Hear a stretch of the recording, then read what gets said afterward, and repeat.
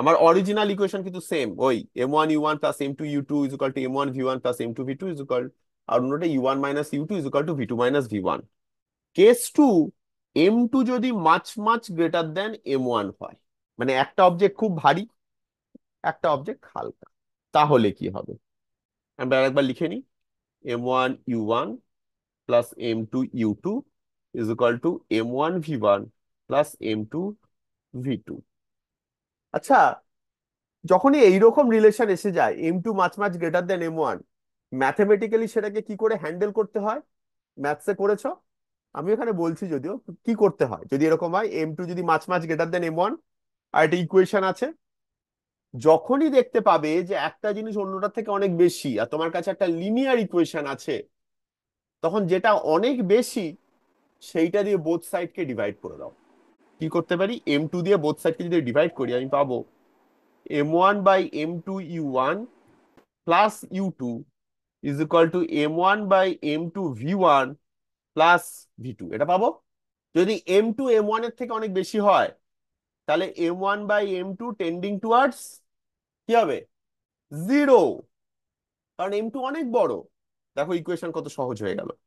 সেক্ষেত্রে আমি কি পাচ্ছি?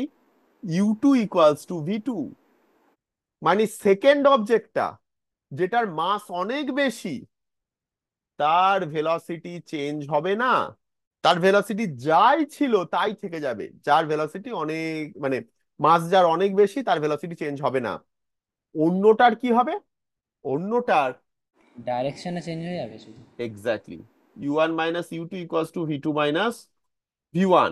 যেহেতু u2 আর v2 সেম, সেই জন্য দেখো এই ইকুয়েশন থেকে আবার পাচ্ছি v1 equals to v2 plus u2 minus u1। u2 equals to v2, তাই আমি লিখতে পারি টুয়াইস u2 মাইনাস u1, এটা হচ্ছে v1। মানে যে হালকা মাসটা, তার ভেলোসিটি আফটার কলিশন, তার একটা ভেলোসিটি থাকবে। এর স্পেশাল, আরো স্পেশাল কেস হচ্ছে m2 যদি স্ট্যাটিক হয়, মানে ধরো একটা লার্জ অবজেক্ট বা একটা হেভি অবজেক্ট স্ট্যাটিক দাঁড়িয়ে আছে, আর একটা অবজেক্টকে তুমি ওর দিকে পাঠিয়েছো with certain velocity u1, u2 যদি 0 হয়ে যায়, তাহলে v1 কি? Minus u1। মানে ছোট অবজেক্টটা যেই ভেলোসিটিতে গেছিল, সেই অবজেক্ট ভেলোসিটিতেই উল্টো দিকে ফিরে আসবে। এগুলো নিজেরা করবে কিন্তু, এটাকে আবার করো কোএফিসিয়েন্ট অফ রেস্টিটিউশন দিয়ে। আমি ইলাস্টিক কলিশন করলাম, তোমরা কোএফিসিয়েন্ট অফ রেস্টিটিউশন দিয়ে করে দেখবে কি হচ্ছে। ঠিক আছে?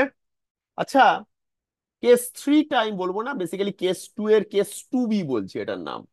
আমরা করলাম হচ্ছে m2 গ্রেটার দেন m1, তাই না? m2 গ্রেটার দেন m1 মানে যে অবজেক্টটা আস্তে আস্তে যাচ্ছিল, যদি m1 much much greater than m2 হয়, তাহলে কি হবে? জিনিসটা একটু আলাদা। যে এসে ধাক্কা মারছে সে বেশি ভারী, কারেক্ট? তাহলে কি হবে? m1u1 plus m2u2 is equal two m1v1 plus m2v2। আমি এবার কি দিয়ে ডিভাইড করবো বোথ সাইডকে? m1 দিয়ে, তাই তো?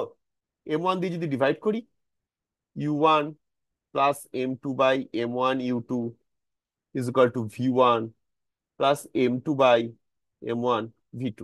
0, 0, u1 ইকুয়ালস টু v1। মানে যে হেভি অবজেক্ট এসে ধাক্কা মারছে, তার ভেলোসিটির ওপর কোনো চেঞ্জই হচ্ছে না, ঠিক? যে এসে ধাক্কা মারছে, তার ভেলোসিটিতে কোনো চেঞ্জ নেই। যে ধাক্কা খাচ্ছে তার কি হচ্ছে? u1 minus u2 is equal to v2 minus v1। u1 equals two, যেহেতু v1, আমাকে v2 টা বার করতে হবে। v2 equals to u1 minus u2 plus v1। u1 equals to v1 বলে আমি লিখতে পারি টুয়াইস u1 মাইনাস u2। এখানে তো আর u1 স্ট্যাটিক হতে পারে না, গিয়ে ধাক্কা মারছে, তাই এটাই ফাইনাল। ঠিক আছে?